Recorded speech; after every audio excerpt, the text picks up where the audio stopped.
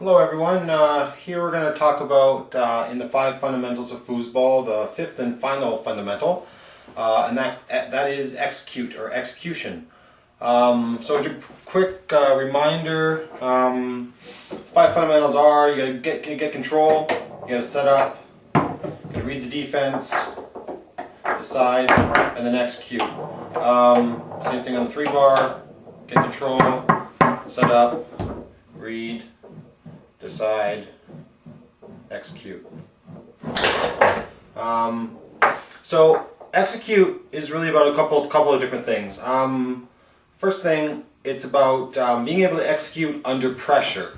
A lot of people on tour, pretty much everyone, has pretty much the same set of skills. There are a few players like Billy Pappas or Tony Spreederman that have like amazing, outstanding skills that everyone just sees and goes, wow, but everyone else pretty much has the same level of skill ability. I'm probably on the lower aspect of that, but anyways. And then you kind of think, well, what's the difference between all these people, and why are some people winning most of the tournaments and all these other people not winning if everyone has the same level of execution ability? For me, it comes down to 2 things. One obviously is strategy, and that's what this whole kind of 5 fundamentals have been talking about, is being able to, when do people execute, that they're doing it for good reasons and they're not giving away holes or shots or passes, they're not being obvious. And the other is being able to execute under pressure and being able to execute with confidence under pressure. So that kind of led me to kind of come up with a couple different practice routines to be able to execute better under pressure. So everyone, when they practice, I've seen a lot of people, they'll just kind of bring it over and they'll toss it over and bring it over, toss it over if they're practicing a brush pass. If you're doing a stick, you might just do a couple of tic-tacs and then do the pass. Now that's not helping you understand how to execute under pressure.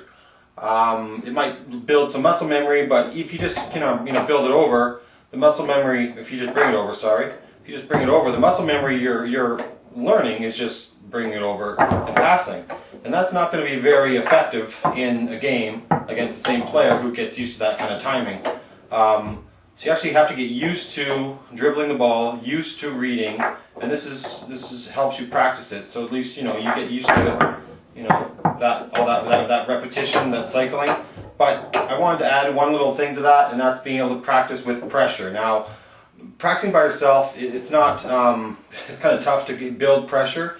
So you kind of have to challenge yourself. You have to find ways to put yourself under pressure so that you can kind of have it so that your practice sessions count for something. Some people have heard they cost themselves money if they drop so many passes or whatever. Other people, they kind of they keep scores kind of thing.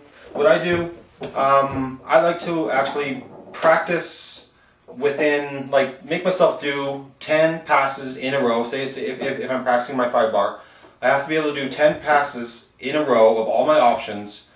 And when I say 10 passes in a row, like if I'm on pass number 4 and I drop the pass, well, now I'm having to start over all over again. So say for example, if I'm working on a brush series and I want to work on this option, bounce up. Okay, there's 1.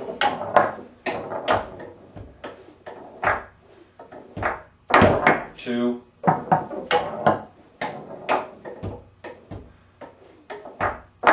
3.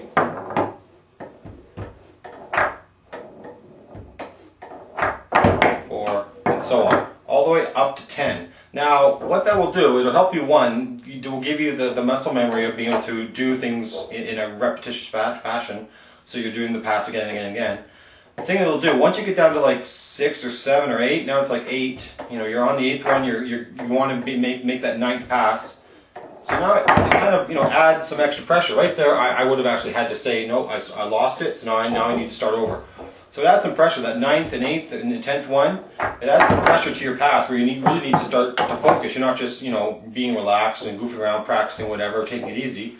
You have some pressure put on you, and it's self-imposed pressure, but it's still a good pressure that you want to be able to finish that 10. Or, if you want to start off with 5 or whatever, that's fine. But some number that you start to get a little bit of pressure applied to yourself. And you want to do that for every one of your core passes. I wouldn't say do that with every one of your passes, but if you have 4 core passes, like in this little brush series that I do, there's basically, you know, 4 core passes and 2 ups, 2 downs. And so there's 1 up. I would have to start over there. And it's also very, very important when you're doing this type of thing to not always do it at the same cycle, the same count. So you don't just go 1, 2. It's very important that you mix in, and you gotta be realistic with yourself, and you gotta pressure yourself. Gotta mix in kind of some fakes, tosses, so you get used to that. Like you're building the pressure. It's not just simple passes.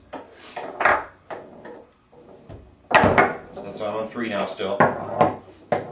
Kind of thing all the way up to 10. So for now I'm on 8.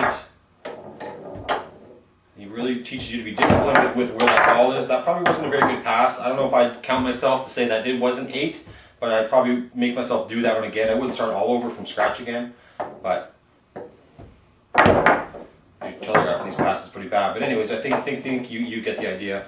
If you're going to do a tic-tac, the same kind of thing that can be done with this is actually to practice with that 10, but always making sure that you pass at a different timing.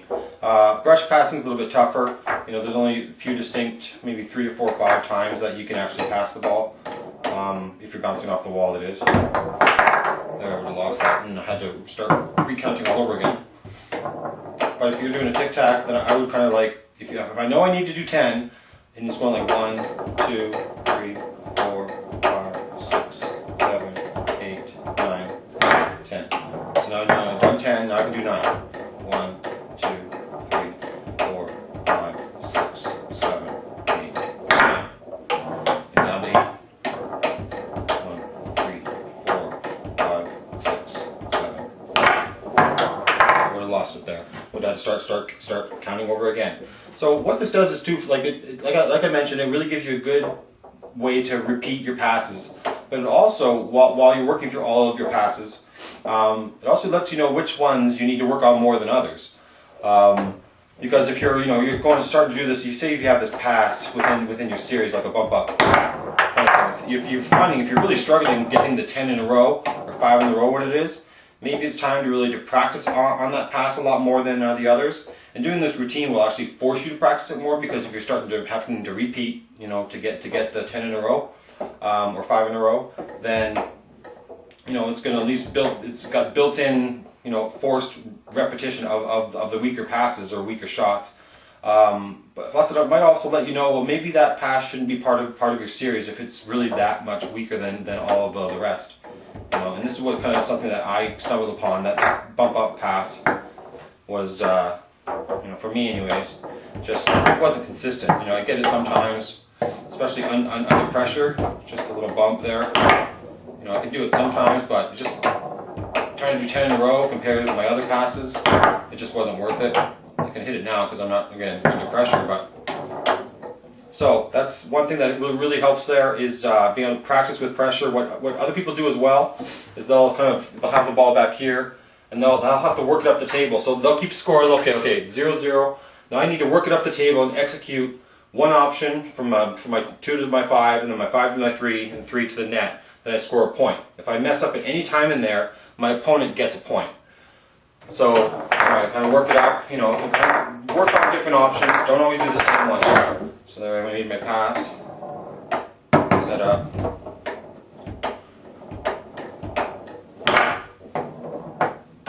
made my pass,